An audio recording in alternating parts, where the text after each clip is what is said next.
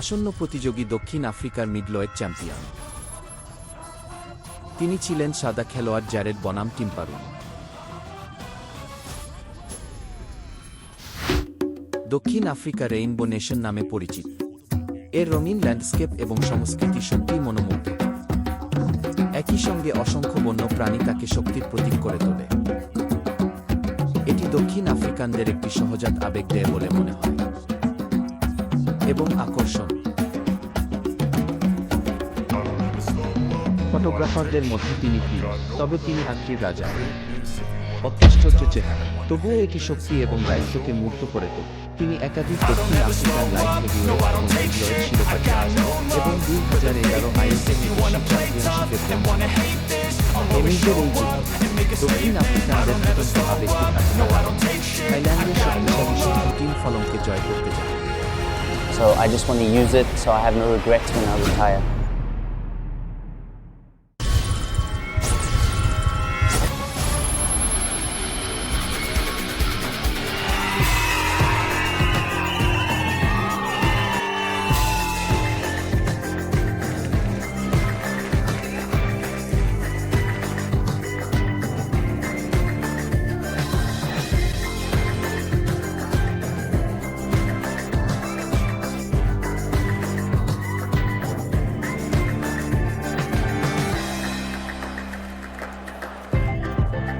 কালো খেলোয়াড়, তিনি থাইল্যান্ডের একজন ফ্যাশন যোদ্ধা। টিম্পালং স্বাগত জানা।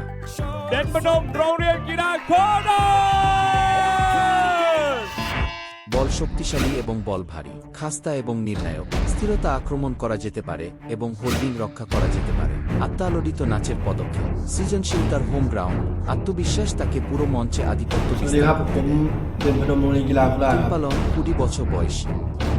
তিনি ইতিমধ্যে 71টি যুদ্ধে জয়ী হয়েছিলেন, 56 জয়ের একটি চিত্তাকর্ষক রেকর্ড। এই ম্যাচটি এসেছিল দক্ষিণ আফ্রিকা থেকে। জ্যারেড রোসওয়েল, এটি অবশ্যই তার নিজের আরেকটি হয়ে উঠবে। আগুনে মেজাজ।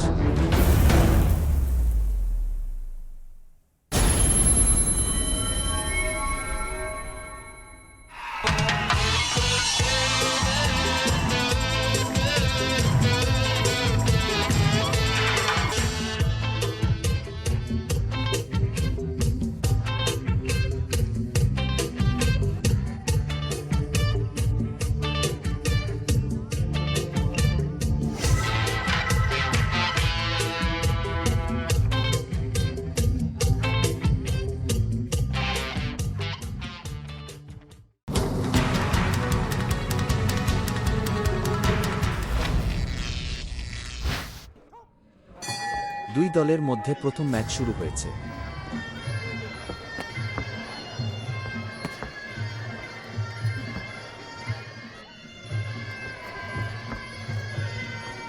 উঠে আসার পর উভয় পক্ষই এখনও তাদের পায়ের কৌশল ব্যবহার করেছিল।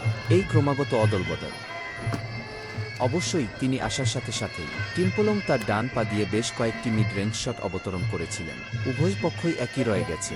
এটি সামনের এবং পিছনের ফ্রেমের মধ্যে এক ধরনের দৃষ্টি।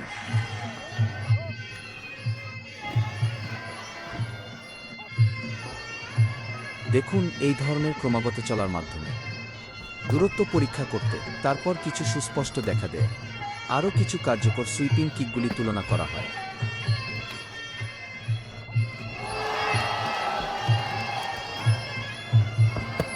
টিম্পালং আসার পরে স্পষ্টতই এটি আরও কাছাকাছি যাওয়ার একটি উপায়। এটি এক ধরনের সক্রিয় অপরাধ।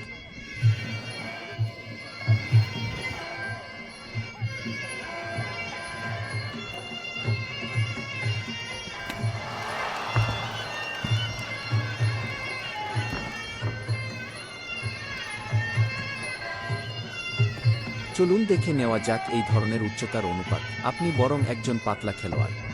ম্যাচগুলো সব সময় আগে থেকেই করতে হবে। সেটআপ এবং আন্দোলন, তারা সবসময় আগে থেকেই কিছু প্রাথমিক কাজ করে থাকে। ক্রমাগত ধাক্কা দেওয়া এবং ধাক্কা দেওয়া, সামনের দিকে ধাক্কা দেওয়ার কিছু পদক্ষেপ। এটি একটি তদন্তের কৌশল। এটি প্রতিপক্ষকে আক্রমণ করতে বাধা দেয়। সেখানে যাওয়া খুব সুবিধাজনক। প্রতিপক্ষের আক্রমণ রোধ করতে আপনার সামনের হাতটি ব্যবহার করুন। দূরত্ব আছে, এটি আলিঙ্গনের জন্যও ব্যবহার করা যেতে পারে। হাঁটুর আঘাত এবং সুইপিং কিকগুলি কিছু গ্রাউন্ড ওয়ার্ক করে, উপরন্তু এটি প্রতিপক্ষের দৃষ্টি রেখা অবরুদ্ধ করতে পারে। হ্যাঁ, এটি প্রতিপক্ষকে বিভ্রান্ত করার জন্য একটি ভান হিসাবে কাজ করে।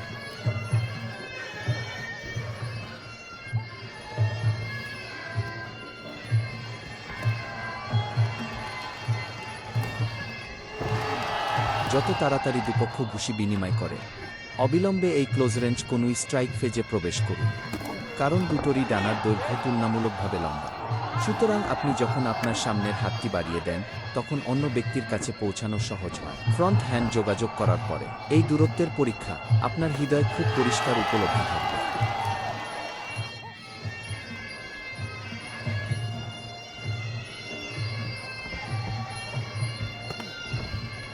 টিম্পালং এখনও এই সরাসরি পদ্ধতি গ্রহণ করছে, এই আগ্রাসী আক্রমণাত্মক স্টাইল।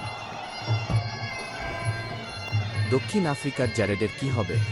দেখে মনে হচ্ছে তিনি প্রতিকূলতার বিরুদ্ধে দাঁড়িয়ে আছেন। এই ডান পায়ের বাইরের দিকটি ক্রমাগত টিম্পলং এলাকার দিকে নিয়ে যায়। সারান চলাফেরা করার সময় হস্তক্ষেপ করার জন্য সামনের হাত বা সুইপ কিক সম্পাদন I don't ever slow up, no I don't take shit. I got no love for the fakeness. If you wanna play tough and wanna hate this, I'll always show up.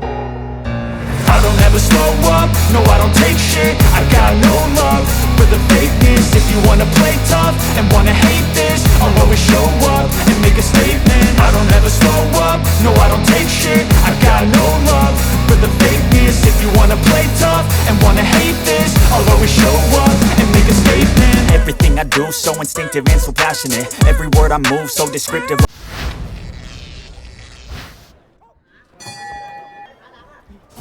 দ্বিতীয় খেলা শুরু হয়।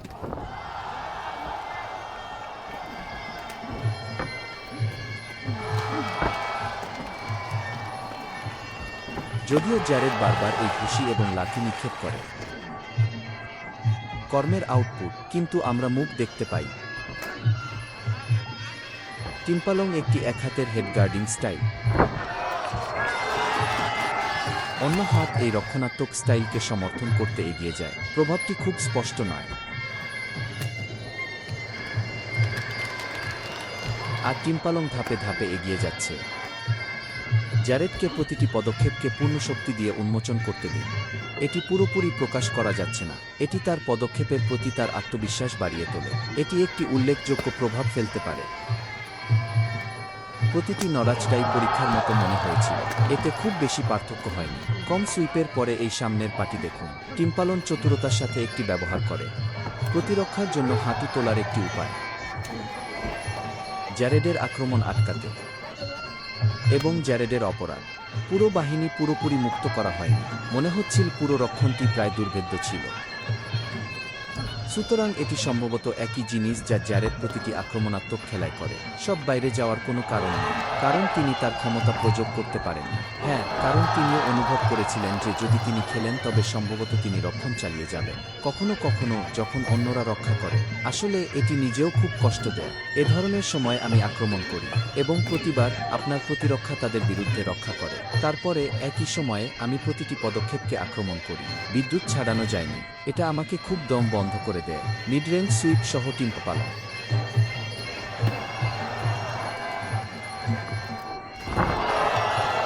এই মুহূর্তে টিম্পালন একটি sweeping kick দিচ্ছিলেন।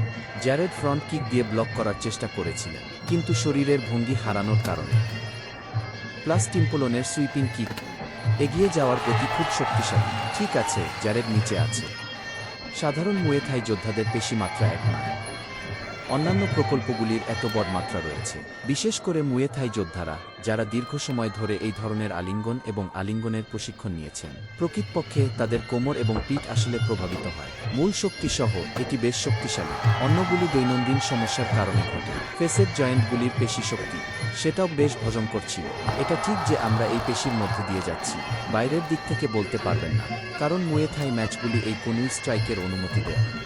যদিও আমরা দেখছি প্রথম ম্যাচ থেকে এখন পর্যন্ত আদালতে এই অবস্থা, এটি টিম্পালন দ্বারা নিয়ন্ত্রিত হয়েছিল, কিন্তু আমরা আমাদের সতর্কতা হ্রাস করতে পারি না, কারণ কোনুইয়ের আঘাতে খুব বেশি ক্ষতি হয় এবং জ্যারেড বেশ অভিজ্ঞ। একজন প্রবীণ জেনারেল।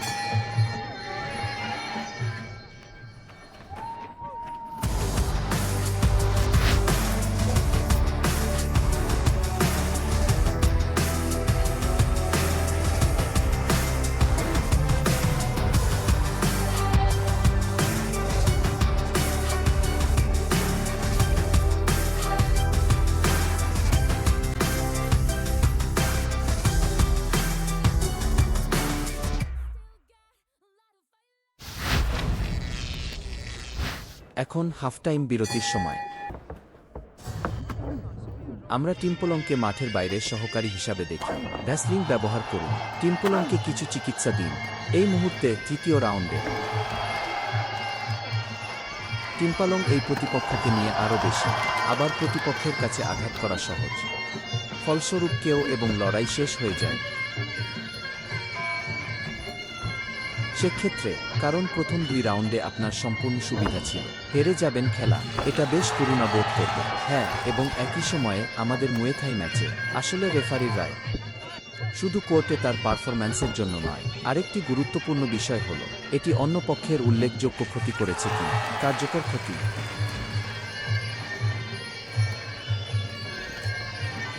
তৃতীয় ফ্রেমে টিম্পালন আসার পরে তিনি বারবার কিছু মাঝারি থেকে দীর্ঘ পরিসরের সুইপিং কিক সরবরাহ করেছেন। এবং দেখুন, আসুন দেখা যাক জ্যারেড পরপর ঘুষি মারছে। টিম্পালন প্রতিপক্ষের বিপক্ষে খেলে না। মাঝখানে এ ধরনের এনকাউন্টার, মাথার ক্ষত নিয়েও সতর্ক ছিলেন তিনি। তৃতীয় রাউন্ড, টিম্পলং স্পষ্টতই অনেক বেশি সতর্ক ছিলেন। এই দখলে জ্যারেডের পারফরম্যান্স, তুলনামূলকভাবে বলতে গেলে তার অপরাধের এই সংমিশ্রণটি মূল বিষয়, আগের চেয়ে অনেক বেশি আছে। কারণ প্রথমটি হল টিম্পালং। এই পরিস্থিতিটি মধ্যপরিসরের চাপ দ্বারা চাপ হতে পারে, সম্ভবত দ্বিতীয় ম্যাচের সঙ্গে তুলনা করা যায়, অনেক দুর্বল।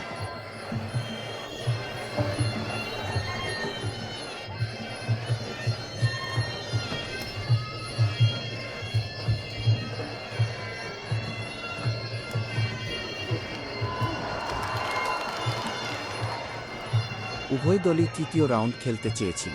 আপনার সমস্ত শক্তি দিয়ে লড়াই করুন। এই মুহূর্তে টিম্পালং তাকে খুব কাছ থেকে জড়িয়ে ধরেছে।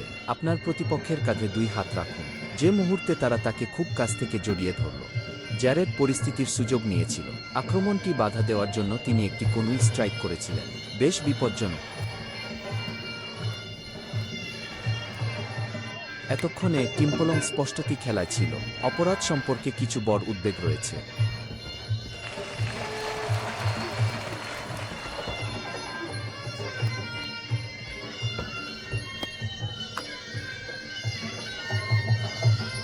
মাঝারি পরিসরের সুইপের একটি সিরিজ।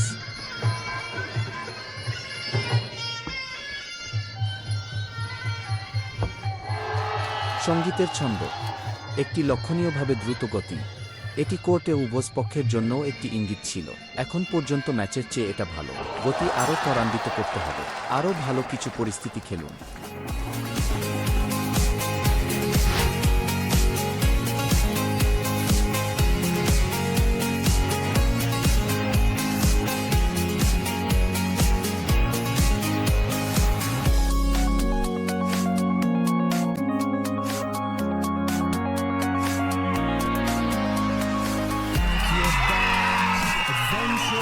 Ladies and gentlemen, শেষ পর্যন্ত কে জিতবে?